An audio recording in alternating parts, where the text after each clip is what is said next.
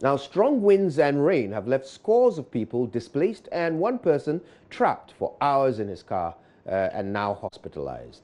Roofs were ripped off and giant billboards fell in some cases on moving vehicles at Afon Stadium and Asokwa in Kumasi. Erastus Asare Donko joins us now with the very latest. Erastus, good morning. Good morning, Kojo. Right, so it sounds like a bit of a nightmare in Kumasi. Can you talk us through the situation? Yeah, so the rains started around 7 to 8 p.m. Yesterday, and the winds were very, very, very strong, and it started lifting things off the ground. So when you go around Stadium Asokwa, behind the Calvary Methodist, Sobolo, Afonkwanta, Amlaga Junction areas, in some places we are hearing of Asanteman Senior High School and all those places. You see metal containers lifted onto the streets, billboards falling here and there, roofs ripped off, and some people were displaced. They had to go stay with some people in their rooms and all that. But around Afonkwanta, there was a spectacle there. In fact, a moving vehicle, there was a gentleman who was driving from Oforukrum towards Amlaga Junction, and that giant billboard close to the roadside fell on his vehicle, and he was trapped in it for hours. In fact, they couldn't cut through his vehicle. The billboard was so huge and heavy, they couldn't use the crane that they brought to lift it up. And so in the end, the fire service people had to step in, and they had to create a hole around the vehicle to lift him through that hole and send him to the Konfanochi Teaching Hospital. And so that's the scene currently. People are trying to pick up the pieces. Those whose houses, roofs have been ripped off are now trying to find alternate solutions as we speak. Right. Erastus, tell us, do we know anything about the condition of this man who was rescued from his vehicle after hours of being trapped? Well, Kojo, we are yet to do that. But yesterday you could see blood oozing from him. And so this morning we are going to check with the Konfanochi Teaching Hospital to find out his condition. But we are also learning that some senior high schools have had whole dormitories, their roofs ripped off. And so I think in the course of the day we'll be able to make a proper assessment and send our viewers some footages as well. How have first response and emergency teams been coping? Have they been able to get to the scenes of these scenes of destruction on time? Well, I must say that around the Afonkwanta area, that is where we had the emergency situation, because then the billboards had crossed the road and people had to use the other lane. And so I know that owners of these billboards have been working throughout the night using welding machines to try to cut through these metals and lift them off the road. And so currently we have the road being motorable at the moment, and that's the only so far intervention I have seen. We are yet to see NADMO spring into action this morning. Is there an expectation that traffic could be affected by last night's destruction? No, it's with the exception of Afonkwanta, where a portion of the road leading to Amlaga Junction has been cordoned off because there are metal welders on site trying to cut into the metal bar and to lift it off the ground. And so vehicles are trying to meander their way around that scene. That's the only place that we have some traffic situation. But aside that, the other areas, they've been working through the night. They've been able to lift many of these structures off the road. And so the roads have been more trouble now. Erastus, I want to thank you for that. Obviously, we will stay on top of this story. But stay safe yourself, and thank you again.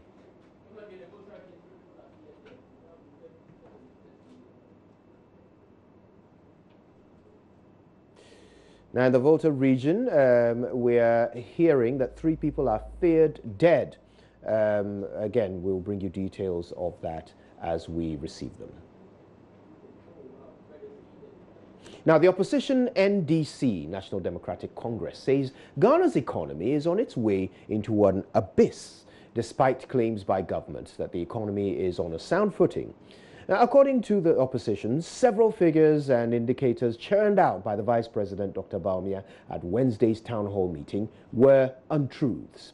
Addressing a lecture in Accra on the back of the Vice President's presentation, NDC's Member of Parliament for Bolgatanga Central, Isaac Adungo, said that due to the poor governance of the country, Ghana has dropped in the business and economic environment ranking from 5th to 9th position across Africa. Mr. Adungo also noted the Ghana cedi is currently the worst in Africa and the 4th worst performing in the world.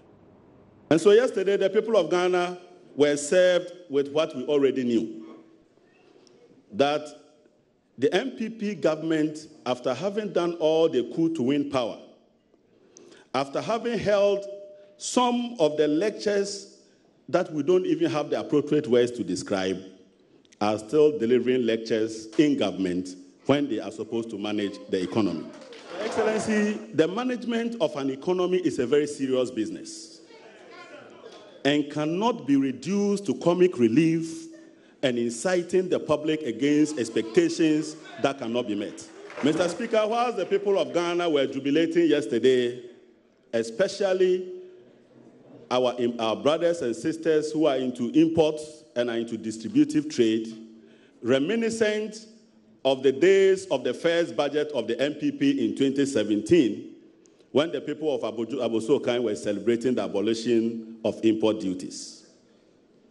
I said to myself, this is the second deceit that will hang the MPP forever in 2020. Ladies and gentlemen, His Excellency the Vice President made a number of profound statements that were not supported by facts.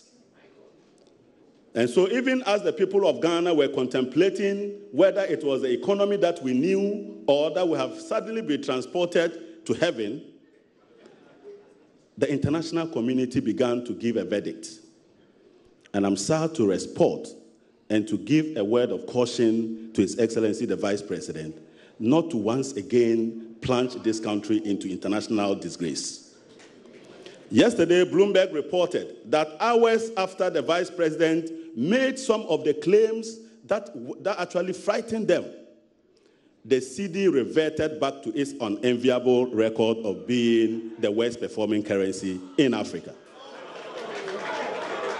Your Excellency, Bloomberg reports that yesterday the cedi was trading at 5.61 at a time that... And away from that, government says it will decide what to do with the Ideal Commander Sugar Factory, and by the end of April, after an audit report blamed the idleness of the factory on poor planning by the NDC administration, or the factory, which was expected to process sugar, has not functioned for about 2 years after President Mahama commissioned it amidst pomp and pageantry. The Minister for Trade and Industry, Alan Chamanting, was in Parliament on Thursday to respond to questions on why the factory has not worked all this while. The land size available for cultivation of sugar to run the factory at full capacity is also not available. That's part of the technical constraints. I've alluded also to the fact that the soil conditions is a technical challenge because that will create a fundamental problem of competitiveness. I've also alluded to the fact, Honorable Speaker, that there was no viable outgrower scheme that could support a nucleus plantation. These are all related to the technical challenges that I've spoken about. Mr. Speaker, in reference to the financial challenges, the previous government took a loan of $35 million to, as it were, establish this factory. We've done a series of financial valuations, and on record, the value that is put now on the factory is significantly less than the value of the plant as one would determine based on the loan that was procured. And in actual fact, the original exercise that was commissioned to divest government's interest in this factory was clear that most of the bidders were not prepared to pay $35 million for the factory. So we have had to deal also with that challenge. And a forensic audit has actually been commissioned to go into this exercise. Mr. Speaker, I'm pleased to announce that the bid evaluation process has been completed by the transaction advisor, and a recommendation has been made for the consideration of the Ministry and of Cabinet. So, Speaker, I envisage that the final decision in respect of this matter will be taken by the end of April this year. Now, before our next story, a quick correction. We're receiving information about the situation in the Volta region. It's actually in Sokode Ando, where 3 people are injured. No deaths, just 3 injuries as a result of the rain, which has caused havoc to over 35 households, a school and a church in Sokode Ando. This is a community in the whole municipality of the Volta region. More on that later. But first, government is considering new measures to deal with what appears to be a resurgence of illegal mining in parts of the country. This was after a delegation from the Lands and Natural Resources Ministry discovered several galamsey operations in the western, north and parts of the Ashanti and western regions, many of them with impunity.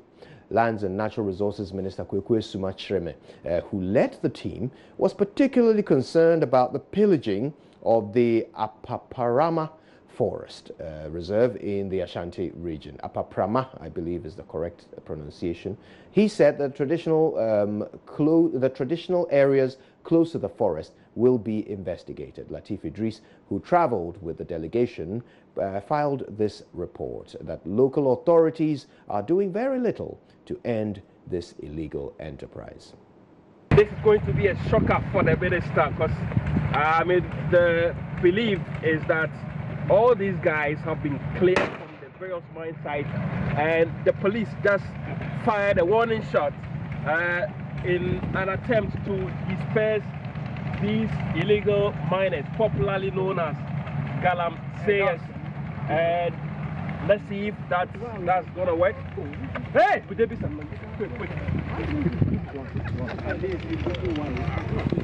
And the police just fired another warning shot. Still, so you can see in the background, the galamseyers are running away upon hearing the warning shot by the police officer accompanying the minister. And there they are, kids as young as 10, 5 years. They are all running away from the mining site here at Nananko, part of the Wassa enclave in the western region. And it is unbelievable. This is just happening on the shoulders of the road, just on the shoulders of the road. Are you surprised to see that these guys are bold enough to undertake this illegal business, not deep in the forest, but just on the shoulders of the road? Yeah, I'm really shocked. In Akan, they say, Okusia, Utumi Mrikapa, Onona, Ufrewia. So that you find it very difficult to arrest it. They need to acquire and procure the operating license from the Minerals Commission, which they don't have. So it makes the entire exercise wrong. It is illegal. Yeah, workers are doing abaha. Yeah, inside say only operating permit in Intino. We know you guhano. Seven Quadaufi. Honestly, we do not have the operating permits to mine, but we have kids to take care of in the house. But you know you are breaking the law. You know, in Ghana, the only law people obey is the one that says men and women should not share place of convenience. Oh, a woman, but Ghana ran it there near you this one is or bank of Bema toilet. The team also visited the 70-kilometer concession of C&J Alaska, where illegal miners were having a field day. The mining firm, according to the managing director, Donald Enchie, has been restricted by the Interministerial Committee on Illegal Mining from accessing the mine site, and so has no hand in what the illegal miners were doing. I don't know where they are coming from. And like I said, as a concession owner, for the past 2-3 months, I've been denied access to the place. So I don't know what is happening in my concession. We found equipment and some excavators on the concession. Are these excavators not as far as I'm concerned, C&J? No. All our machines and equipment have been seized by the Interministerial Committee. So we don't have any machine on the concession as we speak. The last port of call was the Upper Prama Forest. The last time we were here, the forest guards of the Forestry Commission and members of the Interministerial Committee on Illegal Mining clashed over some activities of illegal miners here within the forest. Today, the sector minister, Kweku Asuma-Treme, has led a high-powered delegation to see firsthand and assess the damage being done by people deep in the famous Upper Prama Forest Reserve. That is why I'm here, to come and ascertain the situation on the ground myself. At least we have seen that there has been some form of changes negatively on the ground. But we cannot allude to the fact that it was A or B that did it. But it is A's concession. We know, at least we know the one who owns this concession. Yes. Can we start from there? Yes, we know that it belongs to Imperial Heritage that was doing the mining over here. But there was a hitch because as at then they had not procured the EPA license. That led the Interministerial to stop them from doing the work. So are you going to start with Heritage? The investigation into this. Oh, all manner of people, all class of people will have to be investigated, including the chiefs of the villages, about 2-3 villages, and all inhabitants over there. If we want to do thorough investigation, that is how we have to go. They live very close to the forest. The ministry says it will deploy new strategies to tackle the menace. Well, that's it for the news headlines.